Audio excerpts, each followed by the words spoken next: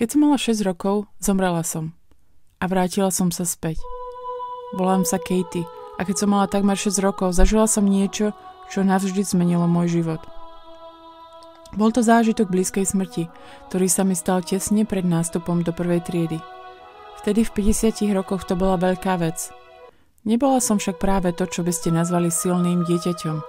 Bola som drobná, podvyživená a rozhodne nie dosť silná na to, aby som sa šplhala po stromoch bez toho, aby som spadla. A presne to sa mi stalo. Bol to pád, ktorý zmenil všetko. Mama si myslela, že keď už idem do školy, mohla by som sa ísť hrať s väčšími deťmi zo susedstva. Veď som sa už stávala veľkým dievčaťom. Vydala som sa teda ulicou hore do jabloňového sadu, kde bol spadnutý strom. Ostatné deti sa po ňom bez problémov šplhali hore a dolu, ale nie ja. Keď som sa druhýkrát pokúsila vyliesť, spadla som z výšky asi 1,5 metra na chrbát. Naraz mi tak silno vyrazil dých, že mi uchrnula bránica. Jednoducho som nemohla dýchať. Snažila som sa zo všetkých síl nadýchnúť sa. Prvýkrát, druhýkrát a pri treťom pokuse som si uvedomila, že do mňa žiadny vzduch nevstupuje. Bránica bola úplne paralizovaná a to sa stane, keď vám niekto vyrazí dých. A tak som sa jednoducho vzdala. V momente, keď som sa vzdala boja o dých, začala som sa vznášať do akéhosi temného priestoru. Plávala som dopredu a rýchlo to zrýchlovalo, ako keby ma niečo ťahalo vpred. V tom ma zastavili dve bytosti. Jedna z nich zdvihla ruku a povedala stop.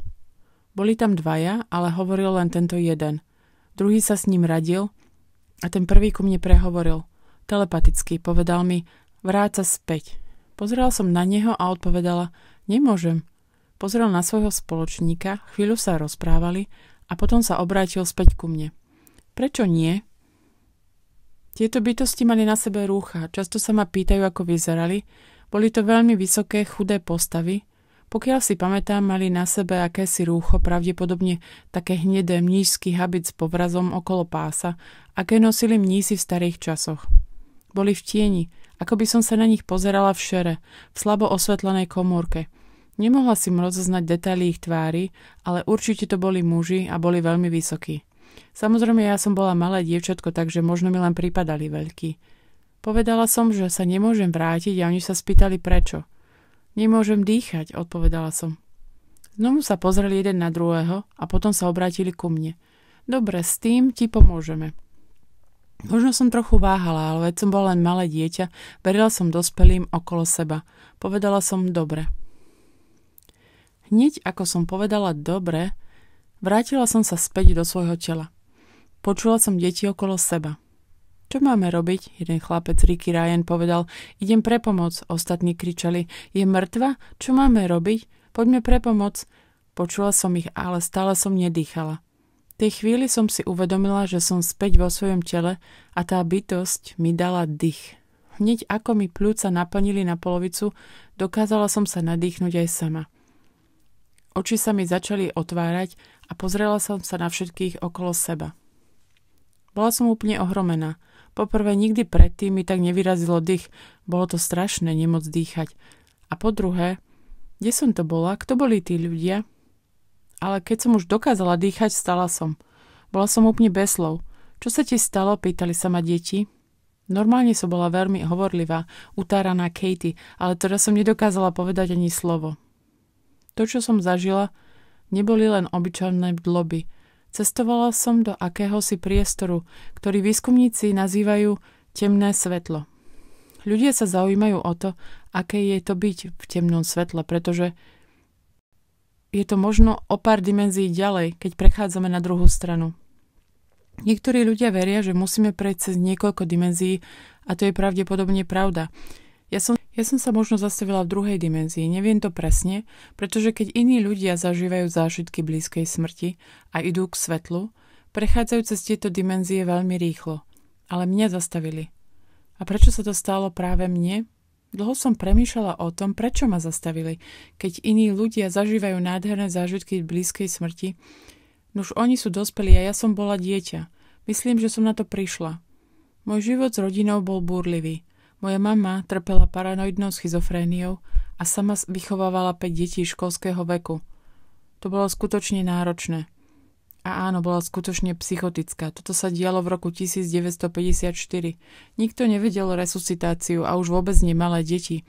Takže ten duch mi dal dých. Keď som sa vrátila domov, povedala som mame, že som spadla zo stromu.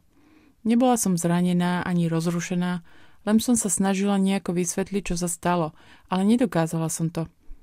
Predtým som bola normálne predškolské dieťa, trochu egocentrické. Chcela som, aby bola pozornosť upriamená na mňa, pretože som súťažila so 4 staršími bratmi. Po zážitku som sa zmenila.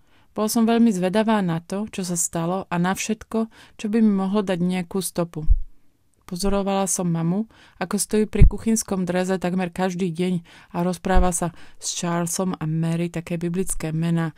Bola veľmi nábožná, katolíčka až do chorobnej miery. Bolo strašné pomyslieť si, že možno ten svet, v ktorom žila ona, vo svojej hlave bol ten svet, do ktorého som išla ja. Ale niečo sa mi na tom nezdalo, lebo to bolo iné. Dodnes nevidím spojitosť medzi jej svetom a svetom, do ktorého som prešla ja. Prebúdzali sa mystické schopnosti. Telepatia sa stala hlbokou.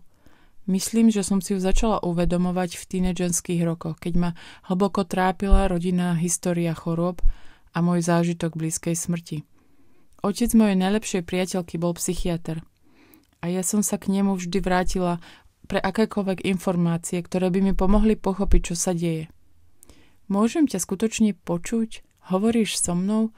Poradil mi, ale všetko telepaticky. Bol taký šikovný, ako dokázal ku mne prehovoriť a presvedčiť ma, že život stojí za to, aby som sa ho držala a skúmala ho. V tých 2 rokoch po zážitku blízkej smrti som začala rozpoznávať, že vidím veci skôr, ako sa stanú. Dokázala som počuť úmysly ľudí. Bolo to trochu strašidelné, pretože nie každý je dobrý. Nie každý muž sa chce dotknúť malého dievčaťa nevinne a takí ľudia ma skutočne vydesili. Dokázala som rozoznať, kto sú, ale ako sa s nimi vyrovnať. Stala som sa duchovnou hľadačkou. Prešla som cez náboženstvo, v jednom období som bola taká nahnevená na cirkev, že som sa stala ateistkou, potom som sa znovu narodila a nakoniec som to opustila a povedala si, počúvaj, toto je o psychickej aktivite, musím sa naučiť, čo je to za psychické veci. Až v 30-ke som začala skutočne študovať psychické schopnosti, jasnovidiestvo, jasnocit. Niektorí ľudia hovoria, to predsa nemôže byť skutočné. Nuž áno, dlho som bola rovnaká. Keď ale ignorujeme túto silu, ktorú máme, túto duchovnú silu, popierame, kým sme. Sme skutočné duchovné bytosti. Zdravé a liečivé duchovné sily sú v nás. Všetci máme svoju úlohu. Vybrala som si prácu v ošetrovateľstve. Bolo úžasné mať tieto schopnosti na pochopenie mojich pacientov, ktorí nedokázali hovoriť, ktorí možno ani nedokázali jasne myslieť kvôli kóme. Pozoruhodné bolo, že som si uvedomila, že to nie je len moja predstavivosť, ktorú som vždy mala živú. Nie je to vymyslené. Nie je to niečo, čo je výplodom len mojej fantázie. Nie, skutočne dokážem počuť ľudí, ako so mnou hovoria. Nie každého myšlienky čítam, snažím sa starať o svoje veci. Som prekvapená, že o tom nie sú žiadne knihy. Ľudia sú tým fascinovaní, môžem hovoriť o svojich skúsenostiach a necítiť sa ako taká čudáčka.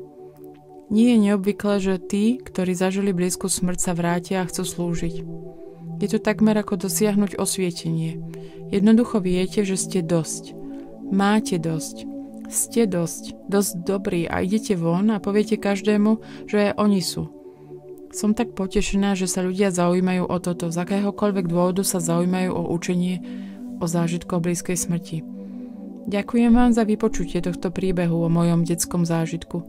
Obzvlášť milujem počúvanie od iných, ktorí zažili blízku smrť. Pretože naša cesta je rozdielna. Nemyslím si, že som zašla tak ďaleko ako niektorí ďalší, pretože som zažila tie pocity, o ktorých často počúvate v príbehoch o blízkej smrti. Bolo by pre mňa oveľa ťažšie v tomto živote plnom utrpenia vedieť, že existuje nejaké lepšie miesto. Myslím, že som bola ušetrená. Skutočne som bola ušetrená od toho, aby som zašla ďalej. Prečo som tam vôbec išla? Neviem, to čas ešte len ukáže.